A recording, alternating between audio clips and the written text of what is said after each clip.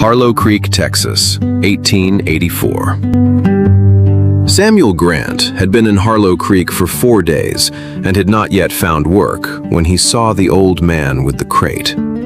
The crate was clearly too heavy for one person. He could see this from across the main street, the way the man had it lifted halfway to the wagon bed and had paused in the posture of someone reassessing the situation. Samuel crossed the street. "Let me get that," he said. They lifted the crate together and set it in the wagon bed. Samuel checked the load, 2 more crates and a rolled length of fencing wire, and without being asked, picked up the second crate. "Don't need to do that," the old man said. "I know," Samuel said. He loaded it anyway. They had the wagon loaded in 10 minutes. The old man looked at the wagon. He looked at Samuel. He had sharp blue eyes that did not appear old at all, the eyes of someone who had been paying attention to people for 60 years and had gotten very good at it. He smiled, not the polite smile of a man saying thank you, the smile of a man who has just made a decision. "My name is Earl Calloway," he said. "I've got a ranch south of town. Good fencing work available if you want it." Samuel shook his hand. "Samuel Grant, I'll take it." Earl nodded. He climbed up onto the wagon box. He picked up the reins. Then he paused, with the air of someone who had almost forgotten to mention something. He looked down at Samuel. "One more thing," he said. "My daughter needs a man like you." Samuel looked up at him. Earl looked back with the blue eyes, which were now doing something that was not quite a smile, but was everything that came before one. "Just thought you should know," Earl said. He clicked at the horse. The wagon moved. Samuel stood in the middle of the Harlow Creek Main Street and watched the wagon go, and held that sentence the way you hold something you don't quite know what to do with.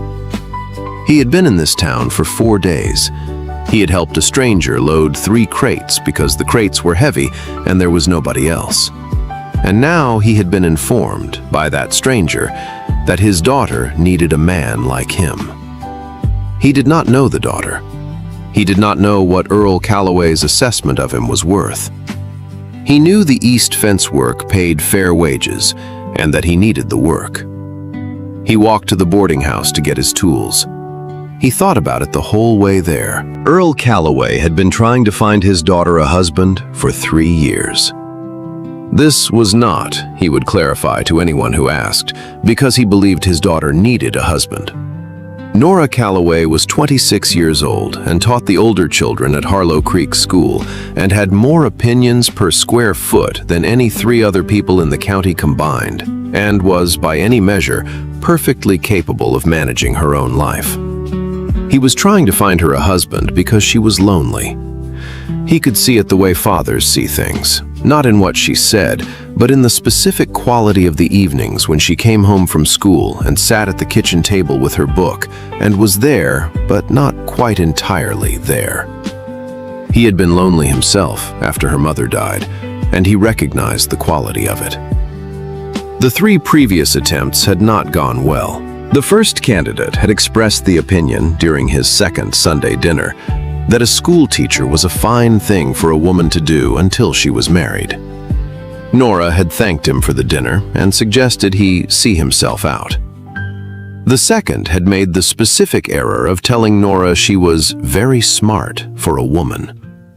She had looked at him for a moment and then said, "What an interesting thing to say," in the tone Earl had learned over 26 years meant the conversation was over. The third had been a perfectly adequate young man who had, upon meeting Nora properly, understood that he was not the right person for this particular woman, and had said so directly, which Earl actually respected. He had been watching for a 4th candidate with more specific criteria. He was not looking for someone impressive or wealthy. He was looking for someone who helped strangers load their wagons when the crate was too heavy and there was nobody else around. Not because it would be noticed, but because it was the thing to do. He pulled his wagon south out of Harlow Creek and thought, There was no harm, he decided, in putting a good man close enough for Nora to notice. The rest was above his authority. But the noticing, that he could arrange. Samuel arrived at the Calloway ranch the following Monday. Earl had given him directions on the street and a start time of 7, and the information that there was a fence line on the east pasture that needed 2 weeks of attention. The bunkhouse had a room, and supper was at 6. What Earl had not given him was any additional information about the daughter. Samuel had decided, on reflection, that the comment on the street was the particular humor of someone who had been watching life for 60 years and found it amusing to say the thing out loud that everyone else was thinking. He had decided not to take it literally. He revised this decision on Monday morning when he came to the kitchen door at 6:30 for the coffee Earl had said would be ready, and found that the person making it was not Earl. She was 26 years old with dark hair pinned up, and the expression of someone who was thinking about something else and had been interrupted. "You must be the fencing man," she said. "Samuel Grant," he said. "I was told there would be coffee." "There is coffee," she said. She poured a cup. She handed it to him across the counter. "My father mentioned he'd hired someone." "He mentioned he had a daughter," Samuel said. She looked at him. He held the coffee cup and held her gaze, not performing ease, but being honest, because the alternative was pretending he hadn't heard what Earl had said on the street, and pretending seemed like a poor foundation for being in someone's house for 2 weeks. "What exactly did he say?" she said. "He said his daughter needed a man like him," Samuel said. "He said it the way people say something they've been thinking and finally decided to say out loud." She looked at him for a long moment. "My father has been trying to find me a husband for 3 years, she said. "I gathered that," Samuel said. "He's transparent about it," she said. "It's one of his better qualities," he said. She set the coffee pot down. "Mr. Grant, I want to say something directly." "I'd prefer that," he said. "My father means well. He thinks he's being helpful. He is not, in fact, being helpful, because I am not a problem that requires solving, and I am not a property that requires a new owner." She held his gaze. "I am a school teacher who lives in this house and makes her own coffee, and I would appreciate being treated accordingly." "Understood," Samuel said. He finished the coffee. He set the cup on the counter. "Thank you, Miss Calloway," he said. "I'll be at the east fence." He went to the east fence. She stood in the kitchen for a moment after he left. She thought about a man who had listened to what she said and had said understood and had thanked her for the coffee and gone to work. That was not what the other 3 had done. The east fence needed more than 2 weeks. Samuel could see this within the first hour of the first morning. Fence work had a way of revealing additional fence work once you started looking properly. The section Earl had described was a genuine problem. The sections adjacent to it were problems in development. He made a list. He brought it to Earl at the end of the first day. Earl read the list. He looked at the fence line. "You didn't have to do that," he said. "I could have fixed the section you described and moved on," Samuel said. "It would have needed doing again in a year." Earl folded the list and put it in his coat pocket. "How long for all of it?" 6 weeks, if the weather holds." Earl folded the papers slowly. "I'll pay you for 6 weeks," he said. He said it with the satisfaction of a man whose plan is proceeding better than he expected. "Earl," Samuel said. "Yes?" "I'm going to do the fence work because the fence needs doing, and the pay is fair," Samuel said. "Not for any other reason." Earl looked at the fence line. He looked at Samuel.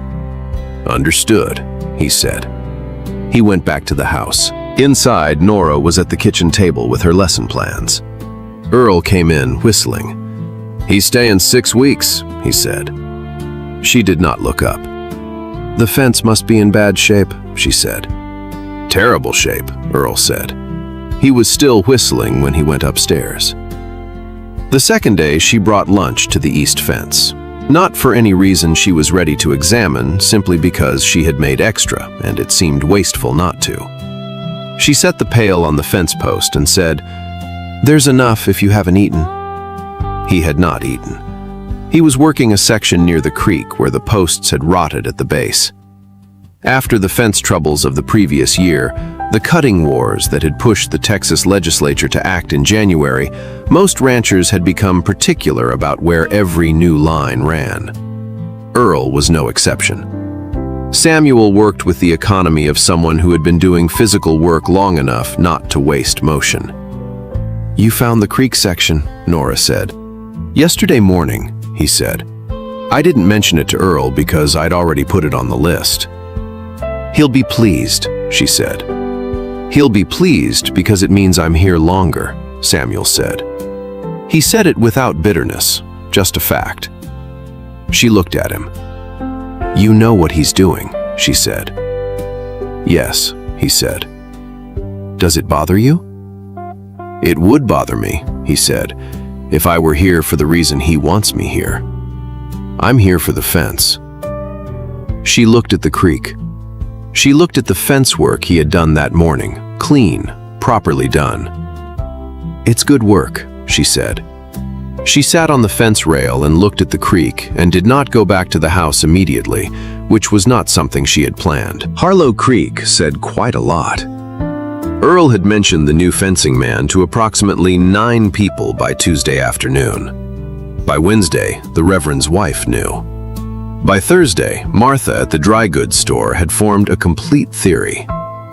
The theory was that Earl Calloway had hired the young man specifically, which was partially true, and that the young man knew about it, which was also partially true, and that Nora Calloway would have something to say about all of it. Martha asked Earl directly on Friday, "Is this what I think it is, Earl?" "I hired a fencing man," Earl said. "The east fence is in terrible shape." Earl Calloway. He bought his supplies and left. Martha watched him go and said to the woman behind her, "He's doing it again." The woman said she had heard there was a young man from Tennessee. Martha said yes, and that he had helped Earl with a crate on Tuesday without being asked. The woman said that was a good sign. Nora heard about the conversation on Saturday from a student's mother who mentioned it in the tone of someone conveying information they believe is relevant. Nora thanked her and went home and found Earl on the porch.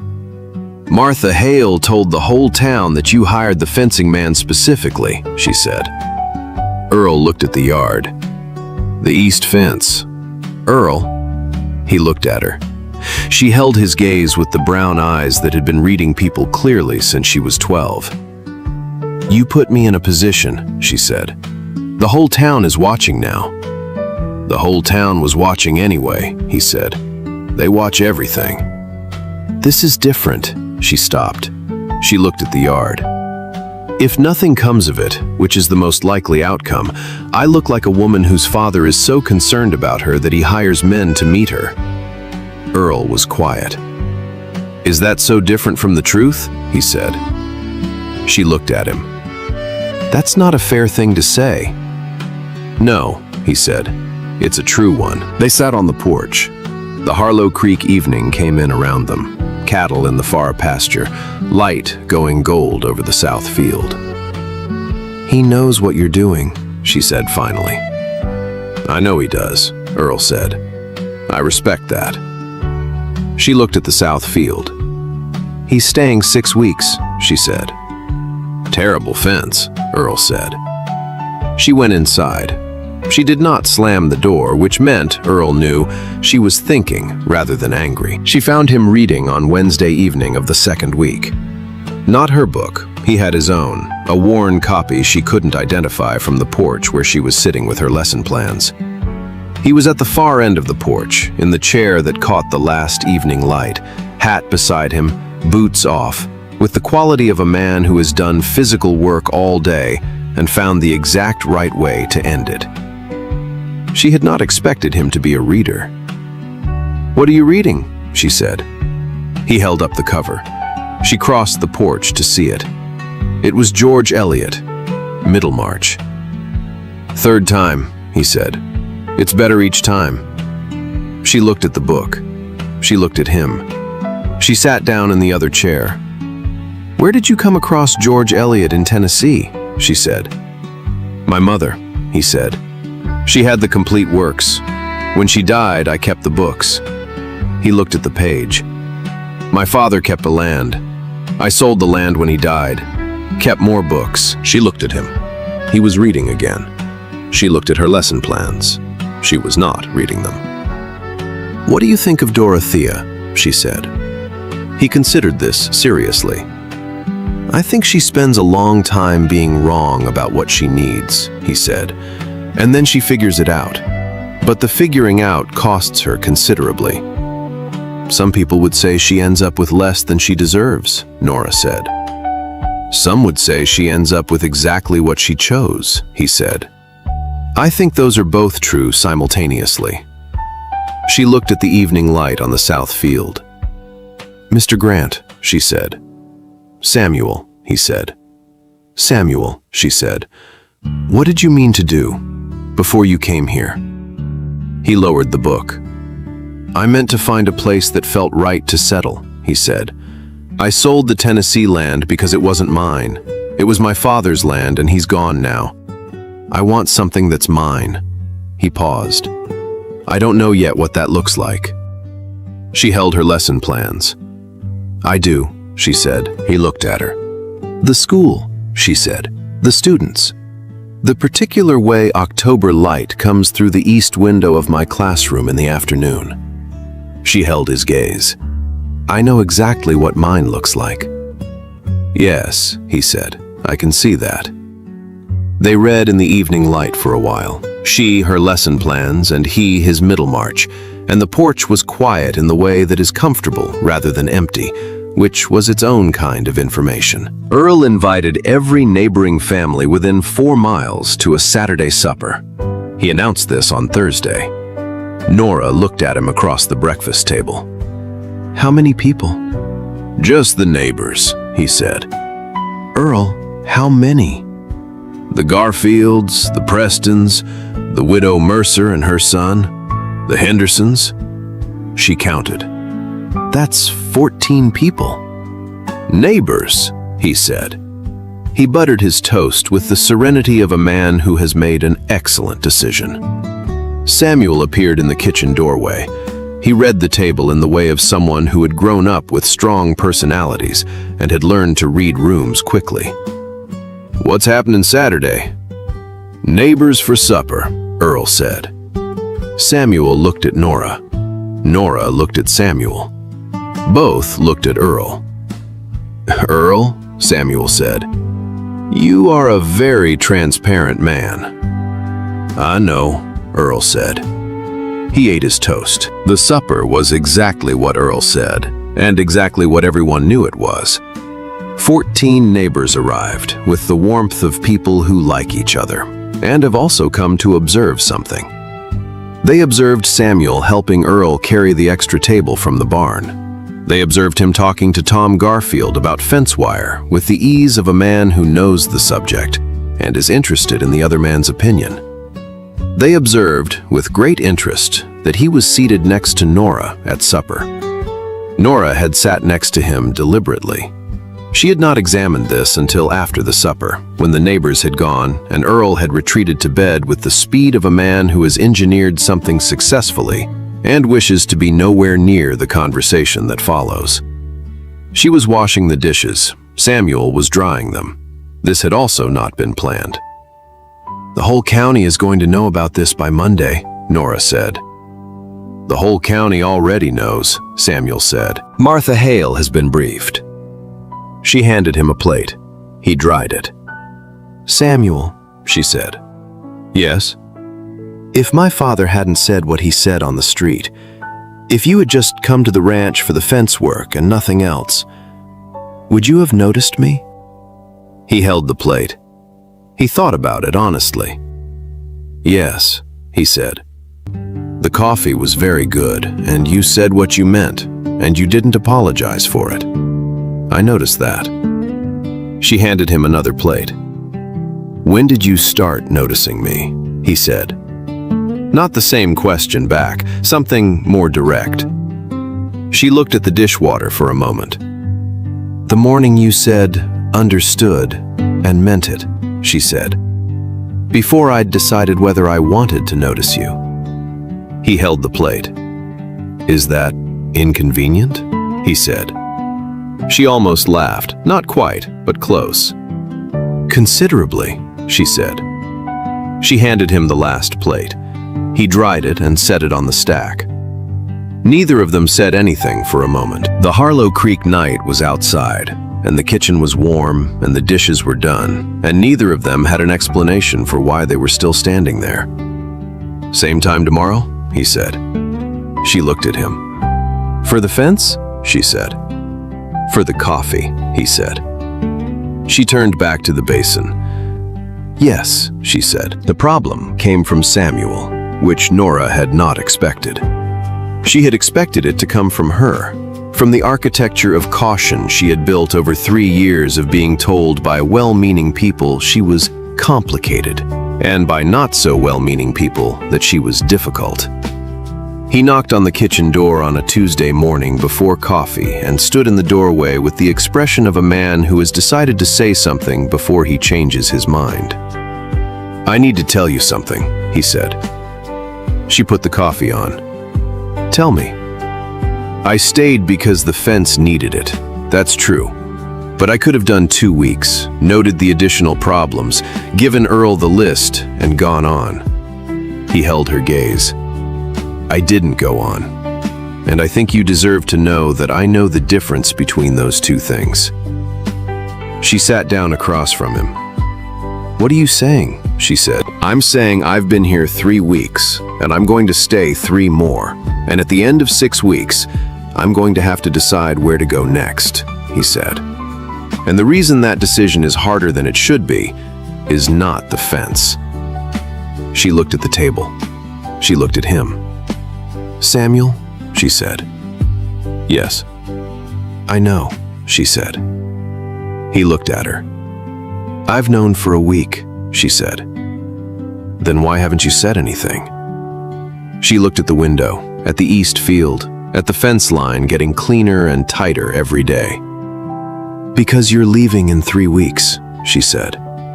"And because what happens after that isn't something I know how to plan around." He was quiet. "I don't know what happens after that," he said. "Honestly." "I know," she said. "That's the problem." The coffee was ready.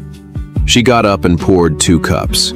She put one in front of him. They drank their coffee and looked at the window, and the morning was outside, and neither of them had an answer for the 3 weeks, which was the most honest thing that had passed between them. Before we go on, most of you listening right now are somewhere in the middle of something. Maybe you're driving, or cooking, or sitting somewhere quiet, letting this story keep you company. That's what Forever on the Frontier is for. If Samuel and Nora are keeping you company today, leave a like. It means more than you know. Tell me in the comments where you are right now while you listen. I read every single one. Now let's get back, because Earl Calloway is about to say something he should have said a long time ago. Earl found Samuel at the east fence on Thursday afternoon. He leaned on the rail. Samuel kept working. "I owe you an apology," Earl said. Samuel looked at him. "I put you in a position," Earl said, "and I put Nora in a position. I did it because I could see something in 30 seconds on a Tuesday morning that 3 years of looking hadn't found. But seeing something in a man doesn't give me the right to decide for my daughter." He looked at the fence work, the cleanest east pasture he had seen in 20 years. "I was wrong about my authority, not about the man." Samuel set the wire down. "What did you see?" he said. "On the street, 30 seconds. Earl thought about it. "A young man who didn't look around first," he said, "who just did it because the crate was heavy and there was nobody else." Samuel looked at the east pasture. "Earl," he said. Yes. What did you mean to do with that, after you saw it? Earl looked at the south field. I meant to put a good man close enough for Nora to notice, he said. The rest was above my authority, I knew that. I told myself there was no harm in the introduction. He paused. There wasn't harm, but there was presumption. And I owe you both an honest accounting of that. Samuel was quiet for a moment. I like her, he said. I know, Earl said. She's the most interesting person I've met in 3 years of moving, Samuel said. She says what she means. She reads George Eliot and understands it. She knows exactly what her life looks like, and she doesn't apologize for knowing it. He stopped. I don't know what comes next, he said. I don't have land here. I don't have anything here except a good fence and 3 weeks of suppers. Earl looked at him. The south pasture fence is in similar shape to where the east was when you started, he said. I noticed when I came in, Samuel said. Once I finished the east line, I could take a look at it. Earl nodded slowly. What I'm offering is ranch work that needs doing, he said. Permanent, if it suits. I'm 62 years old, and the land deserves more than I can give it alone. He held Samuel's gaze. What you do with the other part is entirely your business. Samuel looked at the east fence, clean and tight from one end to the other. He looked at the south pasture beyond. He looked at Earl. I'd want to talk to her, he said, before anything. Obviously, Earl said. He walked back toward the house. He was whistling. Samuel watched him go and thought, this man is absolutely impossible, and also completely right. And I do not know what to do with either of those facts. Then he picked up the wire and went back to work, because the fence still had 3 days in it, and there was no point in stopping before things were done correctly. He found her at the school on Friday afternoon. She was at the blackboard erasing the day's lesson, the room empty, the afternoon light coming through the east windows at the angle she had described. She heard him come in and turned. Class is over, she said. I know, he said. I came for you. She set the eraser down.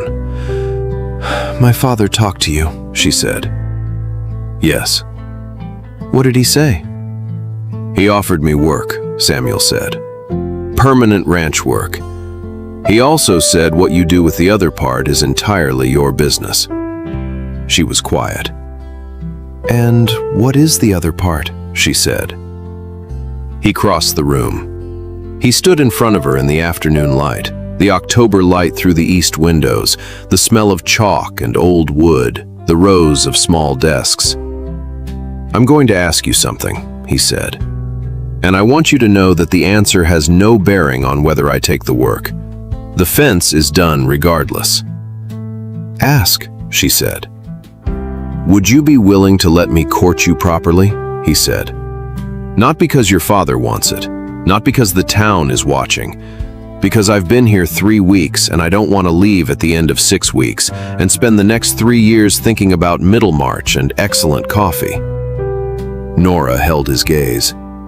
She thought about 3 years of being told she was complicated. She thought about a man who had said understood and meant it, who had stayed longer than the fence required, who read Middlemarch for the 3rd time and thought Dorothea's figuring out cost her considerably. Yes, she said, simply. The way she said everything that mattered. He nodded. He almost smiled, the real one, the kind that arrived without preparation. She saw it. She thought, there it is. That is the face underneath the careful one. I should tell you, she said, that my father is going to be insufferable about this. I know, he said. He will say I told you so approximately 400 times. I expect so, he said. She looked at the east window light, her light, the one she had described as specifically hers. Same time Monday? She said. For the fence? He said. For all of it, she said. Earl Calloway was on the porch when they came back. He was sitting in the chair that caught the evening light with his coffee and the expression of a man performing complete indifference with very limited success. They came up the steps and sat in the other two chairs. Earl looked at the south field. Nora looked at her father. "Say it," she said. He looked at her. He looked at Samuel. He looked at his coffee. "I told you," he said. "There it is," Samuel said. "That's one," Nora said. 399 to go. Earl smiled, the real one, the one that went all the way to the blue eyes. He drank his coffee. The Harlow Creek evening came in around the porch. He had been watching his daughter for 26 years and had been watching this young man for 3 weeks. And what he saw now on that porch was the specific satisfaction of a man who was right about the material and is now watching the material do exactly what he believed it would. He went inside without another word. He was whistling. The courtship looked nothing like what Harlow Creek had been imagining. Harlow Creek had imagined flowers and Sunday calls and the various performances that attended formal courtship in the county. What it got instead was Samuel finishing the east fence on a Wednesday, starting on the south pasture fence on Thursday, and appearing at the Calloway supper table every evening in the specific manner of someone who has always been there. He and Nora took walks on Saturday afternoons, not to be seen walking, but because they both had things to say that required movement to say them properly.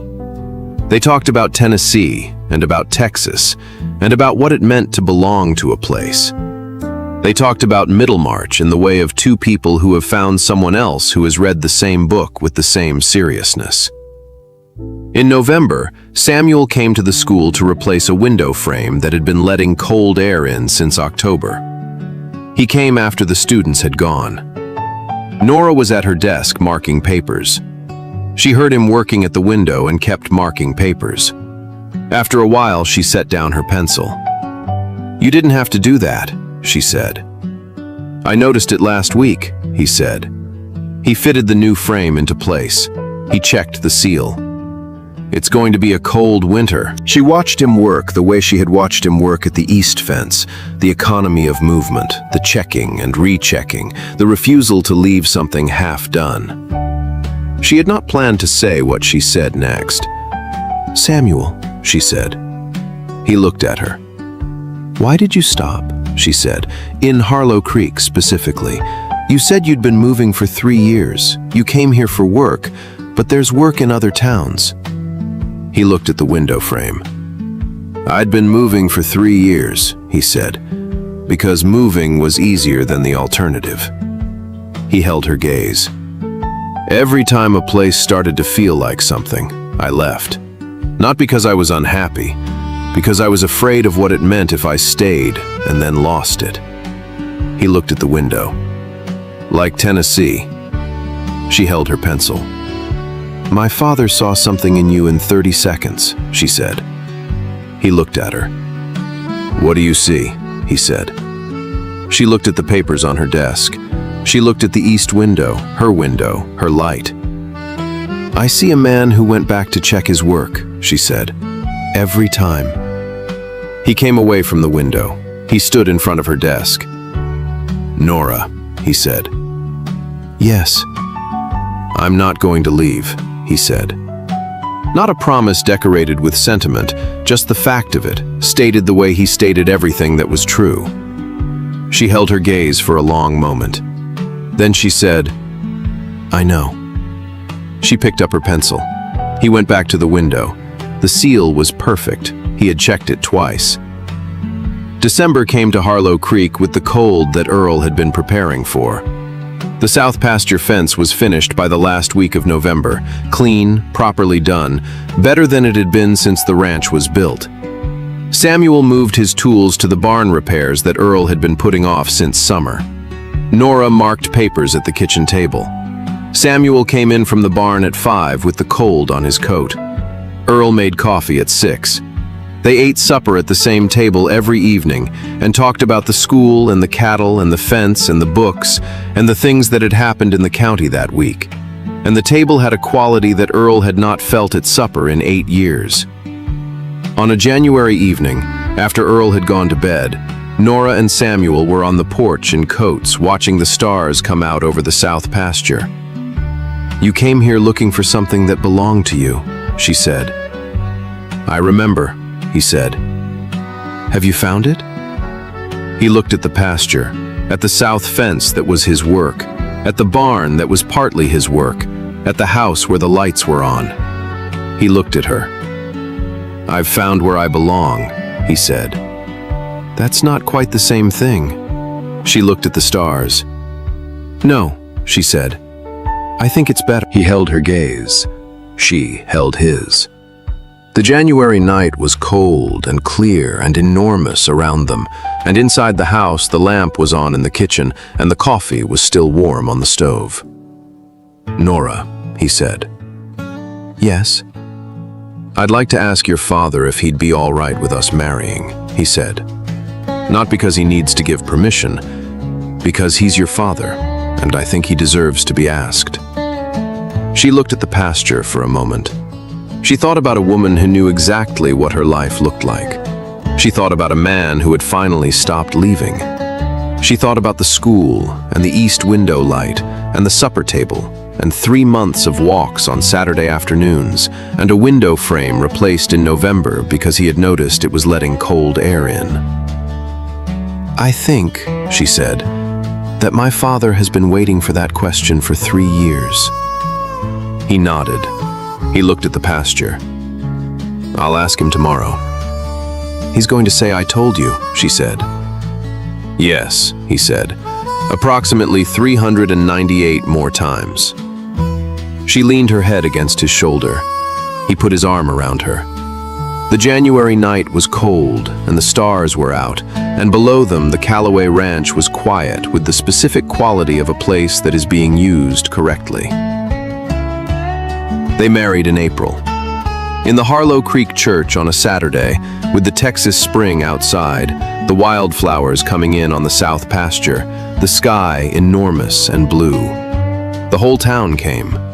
Martha was in the second row. She had been monitoring this situation since September and considered the outcome a personal vindication. The Reverend's wife was in the third row.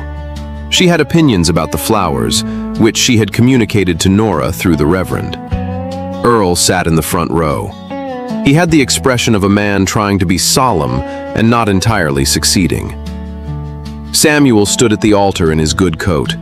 He had bought a second good coat in November, which Nora had pointed out was a significant investment for a man who owned Middlemarch and not much else, and which Samuel had said was a reasonable investment given the circumstances. Nora came down the aisle in a dress the color of the Texas spring. Not white, not formal. The particular blue-green of new grass after rain. Practical enough to be worn again. She walked past Earl, who was managing his expression with limited success. She reached the altar. She looked at Samuel. He looked at her. After the ceremony, the family walked back to the Calloway ranch for the small reception Earl had insisted on. The neighbors, the good dishes, the supper table set for more than 3 for the first time in years. On the way, Earl fell into step beside Samuel. He looked at the south fence, clean and tight from one end to the other. He looked at the barn. He looked at the gate that Samuel had replaced in March, which now closed with the solid sound of a gate that would hold. "Samuel," he said. "Yes." "Thank you for helping me with that crate," he said. He said it simply. Samuel looked at him. Earl held his gaze with the blue eyes that had been paying attention for 60 years. "Thank you for being the kind of man who does that," Earl said. He walked on ahead to open the gate for the guests. Samuel stood on the road for a moment and looked at the Calloway ranch, at the fence and the barn and the gate, and the house where the lights would be on by evening, and thought about a Tuesday morning and a crate that was too heavy, and 30 seconds that had turned into 6 weeks that had turned into this. He walked through the gate. Nora was waiting on the other side. She looked at him. "How many?" she said. "2," he said. "Earl said I told you twice on the walk from the church." 397 to go, she said. She took his hand. They went inside. The ranch was better with 3 people. This was not an argument Earl made. It was simply a fact that became visible by summer. The south fence was finished before the winter. The barn roof was done by July. The cattle were in better condition by August than they had been in 4 years. Nora kept teaching. This was not a discussion she and Samuel had, simply understood, the way things are understood between 2 people who have listened to each other. The school was hers. She went every morning and came home every evening and marked papers at the kitchen table and planned lessons on the porch when the light was right. Samuel went to the fence and came home every evening. He also finished Middlemarch for the 4th time that winter. Nora found him on the last page on a Thursday evening and sat beside him and did not speak until he was done. When he set the book down, she said, "Better the 4th time?" "Different," he said. "The 4th time you know how it ends and you're reading for the parts in between." She held her coffee. She looked at the south pasture in the January light. She looked at him. "Samuel," she said.